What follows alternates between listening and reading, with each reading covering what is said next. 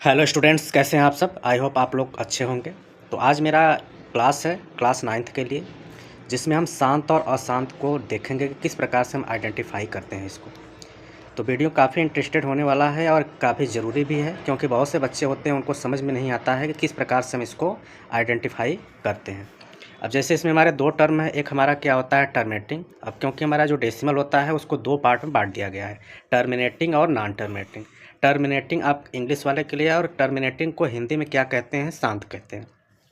और non terminating की बात करेंगे तो इसको क्या कहते हैं, अशांत कहते हैं। तो इसी को हम डिस्कस करने वाले हैं इस वीडियो में कि किस प्रकार से हम इसको आइडेंटिफाई करते हैं कि वो हमारा टर्मिनेटिंग हो सकता है कि नहीं होता है, क्योंकि क्वेश्चन एक आपका पूछ भी देता है कि इसमें से कौन सा टर्मिनेटिंग है कौन सा नहीं है। तो इसमें हम बेहतरीन तरीके से आपको हिंदी और इंग्लिश दोनों में समझाएंगे, जिससे कि आप आसानी से इसको समझ सकते हैं एग्जाम्पल के द्वारा। तो चलिए स्टार्ट करते हैं वीडियो को।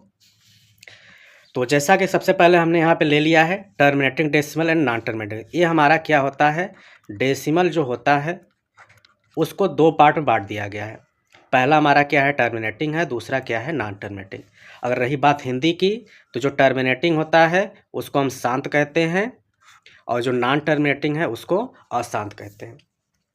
इसका सीधा मतलब है कि यदि आपका ऐसा फ्रैक्शन हो जिसको काटने के बाद वह पूरी तरीके से कट जाए, उसे हम क्या कहते हैं, शांत कहते हैं। मतलब शांत में आपका ये आएगा कि शेष जो हो कि शून्य हो जाता है, मतलब कि इसमें शेष नहीं बचता है। जबकि इसमें क्या होता है, जो अशांत होता है, शेष कभी शून्य नहीं होता है। मतलब इसमें आपका शेष कभी भी जीरो नहीं हो सकता है। ठीक, तो इसी को देखते हैं आगे।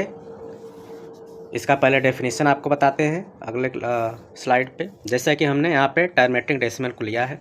अब ये टर्मिनेटिंग डेसिमल का मतलब क्या होता है, a decimal that ends after a finite number of digit is called terminating decimal. मतलब कि वही है, एक निश्चित संख्याओं के बाद डिवाइड करने के बाद उसका जो शेष होगा वह क्या हो जाएगा, शून्य हो जाएगा।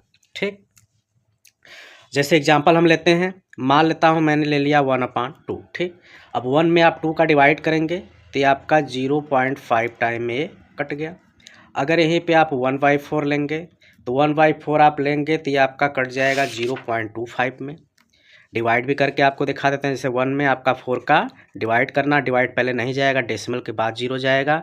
फिर 2 टाइम में 8 होगा, 10 में से 2 डेसिमल है 0, 5 जा 20, और डेसिमल के पहले 0 लगा सकते हैं। तो इसका मतलब कि 0.25। मतलब इसमें क्या तरीके से है, रिमाइंडर कुछ नहीं बच रहा है। तो टर्मिनेटिंग का मतलब यही होता है कि आपके पास ऐसे नंबर दिए हुए हों जिसको यदि आप डेसिमल के रूप में चेंज करते हैं तो वहाँ पे शेष क्या हो जाता है, शून्य, मतलब कि 0 होना चाहिए। तो उस प्रकार के डेसिमल को हम टर्मिनेटिंग डेसिमल कहते हैं। और उस प्रकार के डेसिमल को हम फिर p/q के रूप में भी चेंज कर सकते हैं। यही आपका क्या होता है, टर्मिनेटिंग डेसिमल का रूल होता है। अब जैसे आपका 1/10 हो गया, तो इसको आप 1 है तो 1 लिखिए, एक अंक पे एक 0 है तो एक अंक पे डेसिमल लगाइए, और इधर 0.1। मतलब इस तरीके से डिवाइड भी करेंगे तो आपका इसमें क्या होगा, डेसिमल नहीं बचेगा। अब जैसे आपका इस तरीके से है 125/5, इसको भी आप काटेंगे, 5 2 जा 10, 5 5 जा कट गया। कभी कभी एग्जैक्ट नंबर में भी कट सकता है, डेसिमल में भी कट सकता है। अब जैसे कि मैंने यहाँ पे ले लिया 5/10। अब इसको आपको डिवाइड करना, ऊपर जो 5 लिखा है 5 लिखिए, यहाँ पे एक 0 है तो एक अंक पे डेसिमल लगाइए, और 0.5। तो इसी प्रकार का मतलब कि नंबर आपके पास वहाँ पे रहेगा कि उसको आप डिवाइड करेंगे तो डिवाइड करने के बाद वह पूरी तरीके से कट जाता है, रिमाइंडर नहीं बचता है। इसका आपका रूल भी है, यहाँ पे हम आपको बताते हैं। जैसे इम्पॉर्टेंट रूल इसको देखना है। अब इसको आप जैसे कि पहला मेथड हमने बताया डिवाइड करके। अब दूसरा आपका क्या है कि आपके पास जो रेशनल नंबर को हम क्या करते हैं, p/q के रूप में इंडिकेट करते हैं, एक्सप्रेस करते हैं as a terminating decimal only when prime factor of q। मतलब जो नीचे डिनोमिनेटर है उसका यदि आप फैक्टर करेंगे तो फैक्टर या तो 2 होना चाहिए या 5 होना चाहिए या इसी दोनों में से होना चाहिए। तो इस प्रकार के फ्रैक्शन को, डेसिमल को हम क्या कहेंगे, टर्मिनेटिंग डेसिमल कहेंगे। अब कैसे, इसको आइए देखते हैं। जैसे कि हमने क्वेश्चन ले लिया 1/10। ठीक, अब हमको इस 10 का क्या करना है, प्राइम फैक्टराइजेशन करना है। 10 को हम क्या लिख सकते हैं, 2 इंटू 5। अब जैसे आप इसका प्राइम फैक्टर किए तो क्या आया, 2 आया, जो किस में है 5 आया। मतलब कि आपका जो डिनोमिनेटर होता है उसका यदि आप प्राइम फैक्टराइजेशन करते हैं तो वह या तो सिर्फ 2 हो या फिर सिर्फ 5 हो या फिर 2 एंड 5 दोनों के साथ हो। तो इस केस में वो आपका क्या होता है, टर्मिनेटिंग डेसिमल होता है। ठीक, मतलब कि उसमें आपका जो रिमाइंडर होगा वह हमेशा ही 0 ही आएगा। ये आपका रूल है यदि आप डिवाइड नहीं करना चाहते हैं तो। अब जैसे कि मैं यहाँ पे एक क्वेश्चन ले रहा हूँ 1/25। ठीक, अब ये 25 है, 25 को आप क्या करेंगे, प्राइम फैक्टराइजेशन करेंगे तो आएगा 5 इंटू 5। मतलब कि मैंने अभी बोला या तो 2 रहे या 5 रहे या 2 5 रहे, यहाँ पे सिर्फ 5 है तो ये भी आपका क्या होगा, टर्मिनेटिंग होगा। ऐसे और एग्जांपल ले लेता हूँ, जैसे कि आपको दे दिया 11/32, ठीक, या 1/32 कुछ भी लीजिए। अब इस 32 को आप क्या करेंगे, प्राइम फैक्टराइजेशन निकालिए। वैसे नहीं आ रहा, ऐसे निकाल लीजिए। 2 से 16 टाइम में कटेगा, फिर 2 से 8, फिर 2 से 4, फिर 2 से 2, 2 से 1। इसका मतलब कि सारा जो इसका नंबर आ रहा है वह क्या आ रहा है, 2 ही 2 आ रहा है। मतलब कितनी बार है, 5। 2 इंटू 2 इंटू 2 इंटू 2 इंटू 2, मतलब कि क्या आया, सिर्फ 2 ही आ रहा है। तो इसका मतलब ये जो फ्रैक्शन होगा वह क्या होगा, टर्मिनेटिंग ही होगा। ऐसे ही आप 100 लीजिए, 100 का चेक करते हैं, देखिए इसका क्या आता है, 100 है। और 100 का हम निकालेंगे तो क्या आएगा, अब से 2 से कट जाएगा 50 टाइम में, 2 से कट जाएगा 25, 5 से कट जाएगा 5, 5 से कट गया 1। मतलब कि जो नीचे 100 इसको मैं लिख सकता हूँ 2 इंटू 2 इंटू 5 इंटू 5। सिर्फ 2 और 5 का ही फैक्टर बच रहा है। तो इसका मतलब ये क्या होगा, ये जो 1/10 है वह भी क्या होगा, टर्मिनेटिंग होगा। तो टर्मिनेटिंग को पहचानने का ही रूल होता है। अगर वहीं पे अब आपको देगा कि 2 और 5 के अलावा, जैसे अब उसको हम आपको बताते हैं यहाँ पे। जैसे कि मैंने यहाँ पे एग्जांपल ले लिया, जैसे 1/12, ठीक। अब इसको चेक करना है कि यह टर्मिनेटिंग है कि नहीं, तो हम क्या करेंगे, 12 का फैक्टर निकालेंगे। 12 का प्राइम फैक्टराइजेशन निकालेंगे तो 2 से 6 टाइम में कट गया, फिर 2 से 3, 3 से 1। मतलब कि नीचे हमारा आ रहा है 2 इंटू 2 इंटू 3। अब इसमें ये 2 जो है ये तो फैक्टर हमारा मिल रहा है, लेकिन ये 3 आ गया एक्स्ट्रा। मतलब हमने बताया या तो सिर्फ 2 रहे या सिर्फ 5 रहे या फिर 2 और 5 दोनों में से रहे। लेकिन यहाँ पे 2 के अलावा आ गया 3। इसका मतलब कि जो 1/12 होगा वह क्या होगा, नॉन टर्मिनेटिंग डेसिमल होगा। इसका मतलब ये होगा कि हमारा क्या रहेगा, अशांत रहेगा। और क्या हो सकता है, इसका जो शेष होगा वह 0 नहीं होगा। ये सब आपको नियम यहाँ पे याद करना पड़ता है, ठीक। अगर वहीं पे और एग्जांपल ले लेता हूँ कोई दूसरा,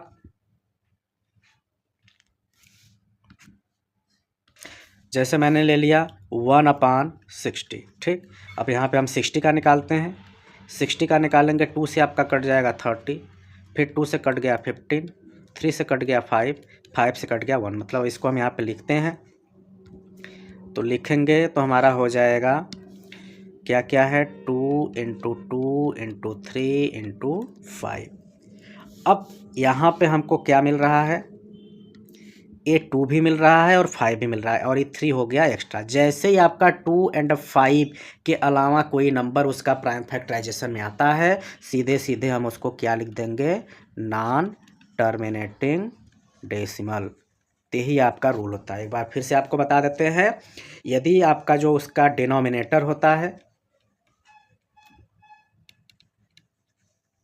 उसका जो प्राइम आप फैक्टराइजेशन करेंगे वह सिर्फ रहना चाहिए या तो 2 रहे या 5 रहे या फिर 2 एंड 5 दोनों में से रहे, तो वह आपका उस केस में क्या रहेगा, टर्मिनेटिंग रहेगा। अगर इनके अलावा कोई आता है, जैसे इसमें था 2 5 के अलावा 3 आ गया, तो उस केस में आपका क्या रहेगा, नॉन टर्मिनेटिंग रहेगा। यही आपका इसका रूल है। चलते हैं अगला क्वेश्चन, जैसे अब दूसरे टॉपिक में हम यहाँ पे क्या देख रहे हैं। अब इसके बाद रिपीटिंग और रिकरिंग डेसिमल, जिसको हम क्या कह सकते हैं, अशांत भी कहते हैं। ठीक, हिंदी वाले अशांत से समझेंगे। अशांत या फिर इसको और भी नाम बोलते हैं अनवसानी। काफ़ी उल्टा नाम हिंदी में रहता है, हिंदी वालों को काफ़ी दिक्कत होता है सब याद करने में। तो इसमें हमारा क्या है, a decimal in which a digit और a set of digit is repeated periodically is called repeating और रिकरिंग। मतलब कि उसमें क्या है कि उसमें डेसिमल पहले नंबर पे तो क्या है कि शेष जो होता है वह शून्य नहीं होगा। ठीक, और दूसरे कंडीशन में क्या है कि रिपीट होता जा सकता है। जैसे कि आपका कोई नंबर है, जैसे कि आप क्या करेंगे, हमने ले लिया 2/3। अब 2/3, 2 में 3 का अगर आप डिवाइड करेंगे तो ये आपका इस प्रकार से आ जाएगा 0.66666, ऐसे ये इनफाइनाइट तक जाता जाएगा। मतलब क्या हो गया, यह रिपीट हो रहा है। तो कोई संख्या जब रिपीट होता है तो आप इतनी बार इसको न लिख करके सिर्फ जो संख्या रिपीट हो रहा है उसको लिखिए और उसके ऊपर इस तरीके से बार लगा दीजिए। इसका मतलब यही होता है कि संख्या की रिपीटेशन हो रही है और यह इनफाइनाइट तक हो सकता है। अब जैसे मान लेते हैं, मैं एग्जांपल ले लेता हूँ 3/11। ठीक, अब 11 में 3 में यदि आप 11 का डिवाइड करेंगे तो आपका लगभग कुछ इस तरीके से आएगा 0.272727, ये आपका बढ़ता जाएगा। अब यहाँ पे आप देख रहे हैं क्या संख्या रिपीट हो रहा है, 272727। तो इसको आप राइट कर सकते हैं 0.27 के ऊपर बार। ठीक, क्योंकि यही जो संख्या रिपीट होता है बस उसको ही लिखना है और उसके ऊपर बार लगा देंगे। इसका मतलब यही हो जाएगा कि ये संख्या आपकी रिपीट हो रही है। ठीक, तो इस प्रकार का डेसिमल जो होता है उसका शेष कभी शून्य नहीं होता है। यहाँ पे सीधे सीधे आपका बोल रहा है रिपीटिंग, रिपीट हो सकता है या उसको रिकरिंग डेसिमल भी कहते हैं। कभी कभी किसी केस में क्या होता है कि वह ना तो रिपीट होगा और ना ही पूरा वो कटता भी है। तो उस प्रकार का हम कैसे करते हैं, आइए उसको भी बताते हैं। जैसे मान लेते हैं, अगले स्लाइड पे चलते हैं, इसका एक एग्जांपल और आपको बता सकते हैं। जैसे कि आप यहाँ पे ले लीजिए 15 में मान लेते हैं 7 का डिवाइड करेंगे। अब जब डिवाइड करेंगे तो आपका लगभग इस तरीके से आएगा 2.142857, फिर उसके बाद 14287। मतलब कि ये मैं डिवाइड यहाँ पे इसलिए नहीं कर रहा हूँ क्योंकि मैं पहले से डिवाइड कर चुका हूँ। आप डिवाइड करेंगे तो ये मिलेगा, क्योंकि अब यहाँ पे इतना कम जगह में हम आपको डिवाइड करके दिखा नहीं पाएंगे। ठीक, तो इस वजह से हम इसको आपको डायरेक्ट बता रहे हैं। बाकी आप डिवाइड करके चीज़ों को बस समझ सकते हैं कि किस प्रकार से करते हैं। अभी हम आपको ये बता रहे हैं। तो जैसे कि आप यहाँ पे देखेंगे तो क्या आपको दिखाई देगा कि आपका 14285 ये संख्या रिपीट हो रहा है। इसका मतलब आप इसको लिख सकते हैं 2.142857 और उसके ऊपर क्या हो जाएगा, बार हो जाएगा। ये तो आपका हो गया मतलब कि लॉन्ग मेथड। वही शॉर्ट मेथड में हमने बताया था। अब जिससे डिनोमिनेटर क्या 7 है, 7 को प्राइम फैक्टराइजेशन करेंगे 7 ही आएगा, और जो कि आपका 2, 5 और 2, 5 के अलावा है तो सीधे सीधे आपका क्या हो जाएगा, ये नॉन टर्मिनेटिंग हो जाएगा। जिसको अब आप क्या कहेंगे, उसमें आपका रिपीटिंग भी हो सकता है, नॉन रिपीटिंग भी हो सकता है। जैसे आगे एक क्वेश्चन हम आपको लेकर के दिखाते हैं, इसमें आपका रिपीट भी नहीं होगा और जो है कि कटेगा भी नहीं। अब जैसे आप रूट की वैल्यू ले लीजिए, जैसे कि √2 की वैल्यू। ठीक, अब रूट की वैल्यू अगर आप ऐसे तो नॉर्मली लोगों को पता होता है कि क्या होता है 1.414 होता है। ठीक, लेकिन इसको आप और आगे तक निकालेंगे तो इसका आपका आएगा 4 हो गया, फिर उसके बाद ये 2, 1, 3, 5, 6 ऐसे बहुत सारा बढ़ता जाएगा। इसका मतलब ये है कि यहाँ पे आप देखेंगे कि संख्या ना तो रिपीट हो रहा है और ना ही शून्य हो रहा है। तो ये सब जो आपके परफेक्ट स्क्वायर नहीं होते हैं वो सब आपके क्या होते हैं, वो आपके किस में आते हैं, अशांत दशमलव में आते हैं। अब जैसे पाई की वैल्यू ही हो गया, पाई की वैल्यू तो ऐसे लिया जाता है 22/7। अब लेकिन इसमें आप डिवाइड करेंगे तो वैसे तो पाई की वैल्यू लोग ले लेते हैं 3.14। ठीक, लेकिन यदि इसको आप आगे बढ़ाएंगे तो आगे आपका 15926535897 ऐसे बढ़ता जाएगा। तो ये पाई आपका क्या हो जाएगा, अशांत में आ जाएगा। और ये अशांत भी है और प्लस उसके बाद इसको आप नॉन टर्मिनेटिंग नॉन रिकरिंग भी कहेंगे। जैसे अशांत भी हो गया और ये आपका रिपीट भी नहीं हो रहा है, तो इसका दूसरा एक नाम होता है नॉन टर्मिनेटिंग। तो है ही क्योंकि डेसिमल इसका डिनोमिनेटर 0 नहीं हो रहा है और उसके साथ ही ये आपका रिपीट भी नहीं हो रहा है, तो उसको आपको नॉन रिकरिंग के नाम से भी जाना जाता है। ठीक, तो इस एक बार फिर से आपको इसको एक्सप्लेन कर देता हूँ कि जैसे कि आपका टर्मिनेटिंग था, टर्मिनेटिंग का यदि आपका डिनोमिनेटर का फैक्टर प्राइम फैक्टराइजेशन या तो 2 रहे या 5 रहे या 2, 5 दोनों में से रहेगा, इसका मतलब वो टर्मिनेटिंग रहेगा। और इस केस में जो शेष होता है वह क्या हो जाता है, 0 हो जाता है। अगर वहीं पे नॉन टर्मिनेटिंग की बात करेंगे, नॉन टर्मिनेटिंग में ए 2, 5 और 2, 5 के अलावा इसके अलावा कोई नंबर जैसे उसका प्राइम फैक्टराइजेशन में 3 आ गया, 7 आ गया, इस प्रकार की चीज़ें आ गया तो उसको नॉन टर्मिनेटिंग कहेंगे। और वहाँ पे जो शेष होता है वह 0 नहीं होता है। ठीक, अब उसके बाद अब नॉन टर्मिनेटिंग में आपके 2 आ जाते हैं। एक तो आपका रिपीटिंग होता है और एक आपका नॉट रिपीटिंग होता है। जैसा पीछे हमने बताया कि जैसे हमने क्या किया था, डिवाइड किया था किसमें, 2/3 में डिवाइड किया था। क्या आया था, 0.6666 इस तरीके से आ रहा है, जिसको हमने लिख दिया था 0.6 के ऊपर बार। मतलब कि यह इसका डेसिमल 0 भी नहीं हो रहा है और इसका डिनोमिनेटर 0 नहीं हो रहा है, शेषफल 0 नहीं हो रहा, प्लस ये रिपीट हो रहा है, तो इसको हम रिपीटिंग बोलेंगे। वही दूसरे केस में जैसे हमारा पाई की वैल्यू था और पाई की वैल्यू आपका क्या है, 22/7 है, और इसको हमने चेंज किया तो क्या आया था हमारा 3.14159 इस तरीके से आ रहा है। तो यहाँ पे आप देख रहे हैं कि ना तो यह 0 हो रहा है ना तो ये रिपीट हो रहा है, तो इस वजह से आपका क्या होगा, नॉट रिपीटिंग और नॉट रिकरिंग डेसिमल के रूप में इसको जाना जाता है। तो आई होप आपको आज के वीडियो में समझ में आया होगा कि किस प्रकार से आप टर्मिनेटिंग और नॉन टर्मिनेटिंग डेसिमल को पता करेंगे। तो वीडियो कैसा लगा ज़रूर बताइएगा। अगर आपको अच्छा लगा हो तो आप अपने दोस्तों को भी शेयर करिएगा, जिससे कि वो भी टर्मिनेटिंग और नॉन टर्मिनेटिंग डेसिमल को पहचानने का तरीका जान जाएं। तो मिलेंगे अगले वीडियो में, और अगले वीडियो में हम डिस्कस करने वाले हैं कि जो इस प्रकार का नंबर होता है इसको आपको P/Q के रूप में चेंज करना कैसे करते हैं, उसको हम आपको डिटेल्स मेथड में भी बताएंगे, प्लस ट्रिक के द्वारा भी बताएंगे।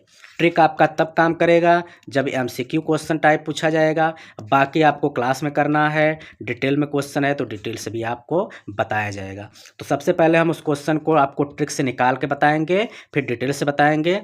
तो उसके लिए आप हमारे चैनल के साथ जुड़ जाइए, बेल आइकन को प्रेस कर लीजिए, जिससे कि मैं इस वीडियो को अपलोड करूं तो आपको नोटिफिकेशन के द्वारा मिले, उसको आप देखें, सीखें, समझें और दोस्तों को भी शेयर करिए। तो मिलते हैं अगले वीडियो में, तब तक के लिए नमस्कार।